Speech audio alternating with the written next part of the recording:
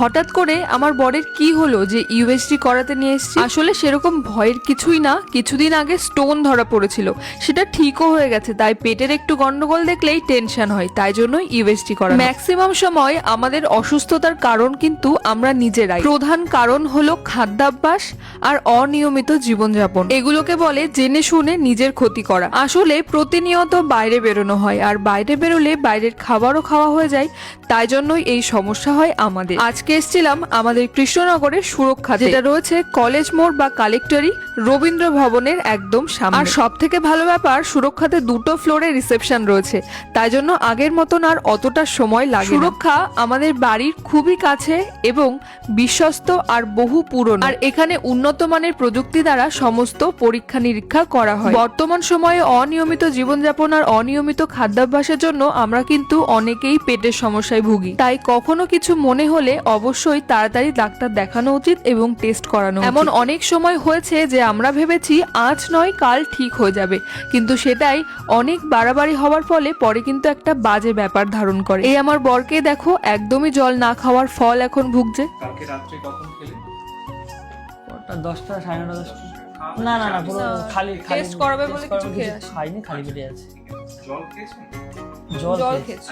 একবার তো স্টোন হয়েছিল, সেটা কোনো রকমের ঠিক করা গেছে, আবার কোলেস্ট্রল হয়েছে সেটাও জানতে পেরেছি, আবার এখন আশঙ্কা করছে ফ্যাটি লিভার হয়েছে। সেই জন্যই এখন ভাবি যে কোনো সমস্যা হোক, সেটা পেটের হোক বা শরীরের অন্য কোনো জায়গায়, একটু কোনো অসুস্থতা দেখলেই তাড়াতাড়ি ডাক্তারের সাথে কনসাল্ট করা উচিত। এখন নিজেকে বলি ঘোরো ফেরো, আনন্দ করো আর অনেক কিছু খাও, কিন্তু সবই একটা লিমিটের মধ্যে। সুরক্ষা ডায়াগনস্টিক সেন্টারকে একটু ঘুরে ঘুরে তোমাদেরকে এই জন্যই দেখালাম, এনাদের কিন্তু নিজস্ব ল্যাব আছে, তাই টেস্ট করার জন্য আলাদা জায়গায় পাঠাতে হয় না। একজনকে দেখো এমআরআই করা হচ্ছিল, সেটা একটু বাইরে থেকে দেখছিলাম কতটাই না ভয়ানক।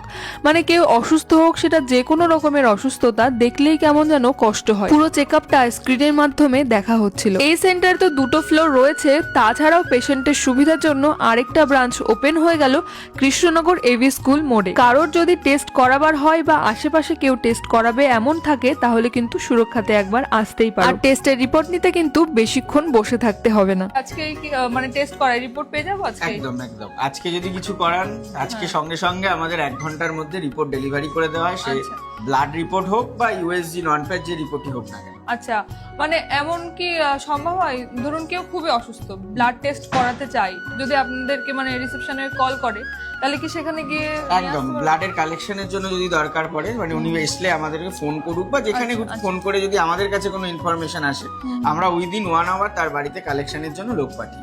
মানে আমাদের কৃষ্ণনগর স্টেশন থেকে মাত্র কয়েক মিনিটে বললে সবাই হ্যাঁ, চিনবে। কলেজ মোড় বা কালেক্টরি বললেও সবাই চিনে যায়। সবাই চিনবে। হ্যাঁ। আরেকটা হচ্ছে কোথায় জানো? আমাদের আরেকটা ব্রাঞ্চ যেটা হচ্ছে সেটা এবি স্কুল মোড়ে হচ্ছে, স্কুল মোড়ে। যেটা আপনার ওই ব্রাঞ্চটাতে আমরা ব্লাড কালেকশন রানাঘাটেও তো আছে। রানাঘাট শান্তিপুরে আছে, যেটা আমরা আপাতত কৃষ্ণনগর 2 বলছি, ওটা এবি স্কুল মোড়ে, মানে যে রাস্তাটা আপনার রাজবাড়ির দিকে যাচ্ছে, সেই রাজবাড়ির রাস্তার মুখটাতে।